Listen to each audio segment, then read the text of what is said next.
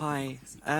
So my name's Kate Stone, and I've started a company called Novalia, and what we do is we look at how to add interactivity to everyday things. And for me, this has been quite a long journey. I kind of started exploring this space about 10 years ago in my garage, and I'm not even really sure how I got there. But I do know that when I was a child, I've sort of looked back and think, where's all this come from? Why do I do this? And I remembered that when I was a child, I used to hide wires under my carpet and behind like the walls. And I had little switches and microphones and speakers. And I would crawl up into the attic in the roof space and call my brothers and sisters into the bedroom and then speak to them and make my voice come out of different places. I was quite a strange child. I also remember that I took a book, one of my dad's childhood books, and instead of reading it, I carved out the inside, and I hid a radio transmitter in it, and then I would hide the book next to my mum and dad, and I'd run back to the bedroom, and I would tune in on the radio so I could hear them. I kind of regretted what I heard, and it stayed with me. It stayed with me ever since. And I don't know why I did these things. It was just that I wanted my space to be magical and to be somehow interactive, but it wasn't through devices. It was through everyday things like a book or like a wall or something like that. And I forgot about all of that, and then I've kind of gone on this journey. So what I guess what happened since is I worked for a company who were exploring how to use printing as a process to make things interactive. And printing is fascinating. It is the most pervasive human interface. Print is absolutely everywhere. I mean, everyone has a smartphone, but everyone also has a piece of print around their neck as well as several other printed things. And it's also the most pervasive and local manufacturing process in the world as well. It's in every single city. Printing is also probably the highest volume mass manufacturing process. So that kind of like really fascinated me as how to use that as a process to make things interactive, but also to make the things that were printed interactive. So I've brought along some pieces of tech, and I will show some of these things, because whenever I try and describe what I do to anyone, I just confuse myself. Okay.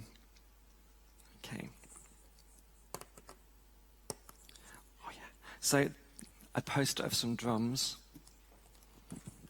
and I don't know if you can hear this.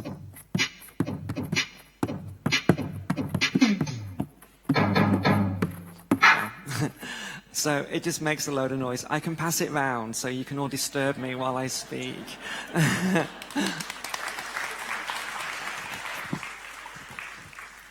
And it's something that's actually really easy to create. So what we do is we print conductive ink. So this is conductive ink, carbon ink or silver ink. Those posters are printed with just screen printing, same way you print a t-shirt or some large pieces of print. And we can do these things from the size of a postcard to the size of a bus shelter. Or this is printed with flexo printing, which is how labels for bottles are printed. And this can print at 100 meters a minute. And so we're printing pianos at 100 meters a minute. But the print is only part of it. So we use print that's made locally, but we use a small electronics circuit board that just has generally one chip on it that we press onto this piece of print. And that chip adds touch to this. And we can put graphics over the top. So all you see is a beautiful piece of graphics, just like any of the print that you see around you. Through adding that small circuit board with that one chip and some software, we add iPhone-like touch onto pieces of paper, onto anything around. And as well as the touch, we can add sound. So that has a speaker on it, basically, a special speaker that turns the whole poster into a speaker. So Yeah, do you know, when I speak, I've no idea whatever I'm going to say, so I just grabbed a few notes. Yeah, so one thing that we do say is that to the iPad generation, print is just a broken touchscreen. And I'm sure you've probably all heard of stories of 2-year-olds trying to pinch and zoom on a magazine page or swipe and make something happen. Those children are born, well, not born with that expectation, but pretty quickly, at only a few months old, they have that expectation that they can interact with inanimate objects just through touch. And so that's made me think a lot about what digital is. And when I looked and thought about digital is something it's almost not real. It's kind of like, well, it's not real as in you can't see it. It's like energy, you know, it controls everything that's around us, but you can't cut it open. You can't open up digital. All you're doing is opening up the chips or the box that something might be in. And so for me, digital it's touch, which is something that has no moving parts. It's connectivity, which brings updatability, and it's data. And those three things to me create digital. So recently I've started calling that a digital soul. And a soul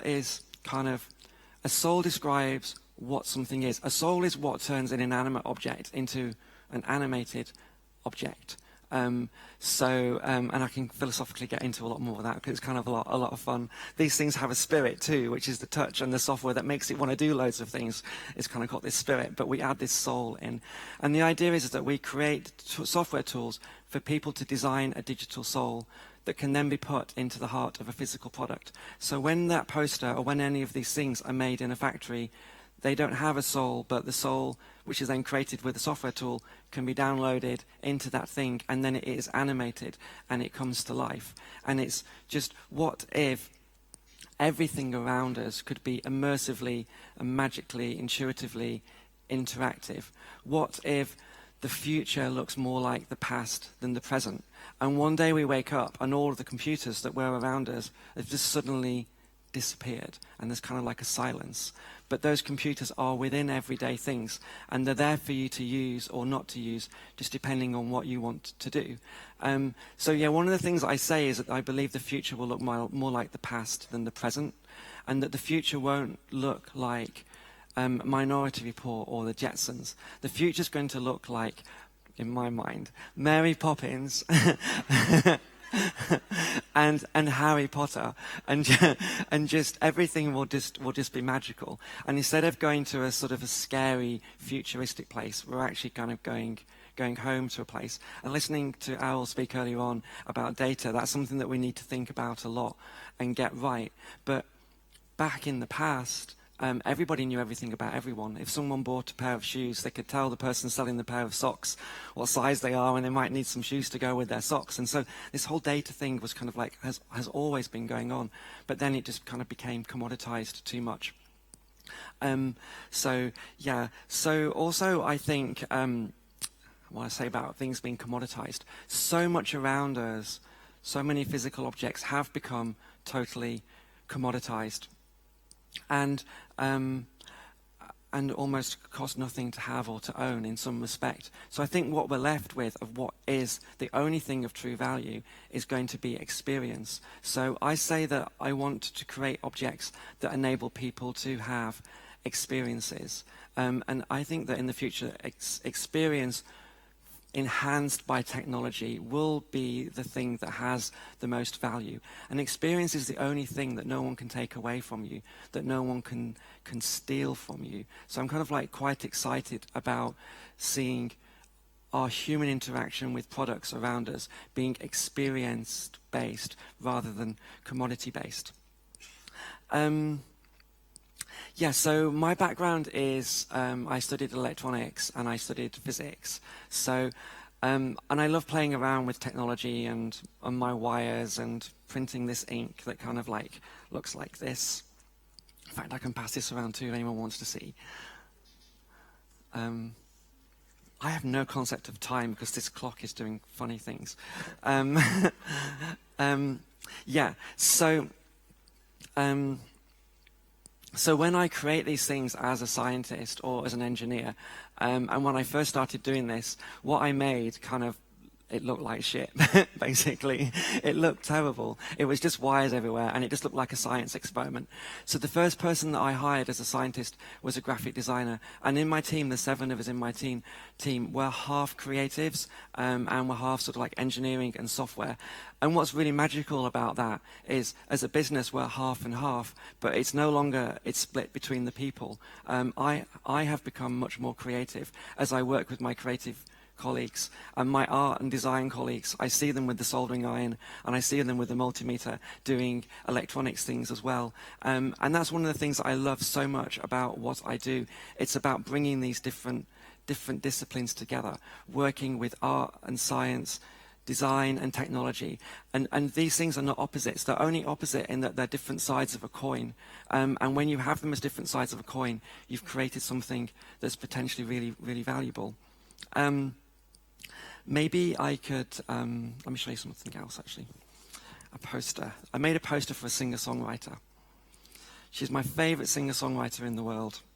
No, not many people know who she is, but she's my niece. And she inspires me massively. Her name's Charlotte Brimner, but she's recently changed her stage name to Be Charlotte because she wants to remind herself to be who she is, which I think is pretty nice. So when you touch this poster, you can hear her different songs.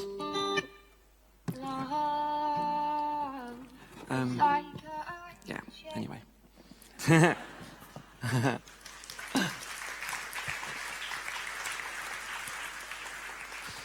A whole other story, but she wrote that song for me while I lay in a coma last year to inspire me to come back to life, which is pretty magical.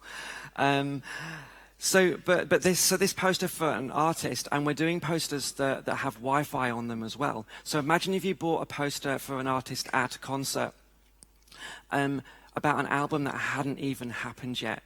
And you put this poster on your wall, and you might hear clips of it, or you might hear some inspiring bits of music. But that poster's connected to Wi-Fi, and when her album drops, maybe at sunrise, wherever you are in the world, at the moment the album drops, this comes to life because it's a portal through to the digital world. And this, instead of a poster, is this kind of portal. And it's just like that, imagining that connectivity and updatability, and her knowing where you are and what you're consuming and bringing the artist closer together is kind of like a really magical thing. Right, I'm going to show some more pieces of tech before I run out of time. I get all too spiritual and philosophical. Let me try this. Right, I've just plugged this in, so. Right. This is my notebook that obviously I have my notes in. And it's also my piano. So I have a really bad joke. It's like, why are notebooks called notebooks? And it's because they play notes.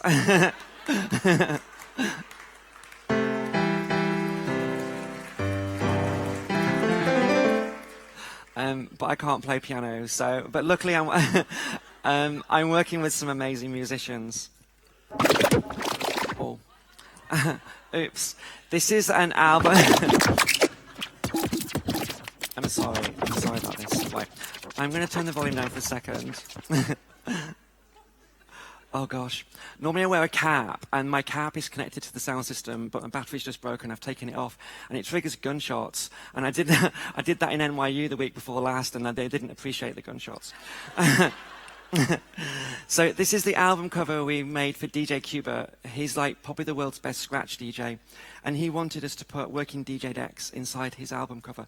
They slot inside there, and they're the world's thinnest DJ decks. And I will just try and... Again, I'm not a DJ. I don't let not being something stop me from doing whatever I want to do. Snoop Doggy Dogg. Yeah. Love a bit of Snoop Dogg. Coming through with jiu-jitsu. I'm coming through with jiu-jitsu. I'm coming through with jiu-jitsu. I'm coming through with jiu-jitsu.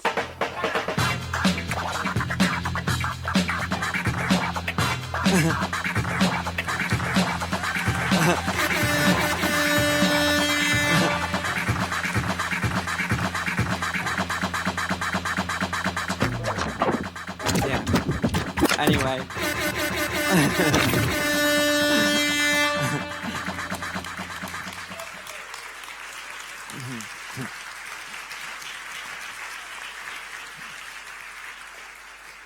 It's kind of a lot of fun, and whenever I start out, it's so difficult for me to explain to people what I do, that I want to make everyday objects be animated by having a digital soul, and by creating experiences with everyday things, and the future looking more like the past than the present. These are all the things that I feel and that I want to help make happen.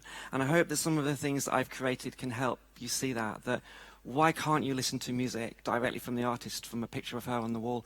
And why can't you DJ directly off that? Or I play notes on my notebook. And there's so many more things we could create. But that is my vision of how I see we as humans will connect through with technology and through to each other in a beautiful, old-fashioned way. Thank you.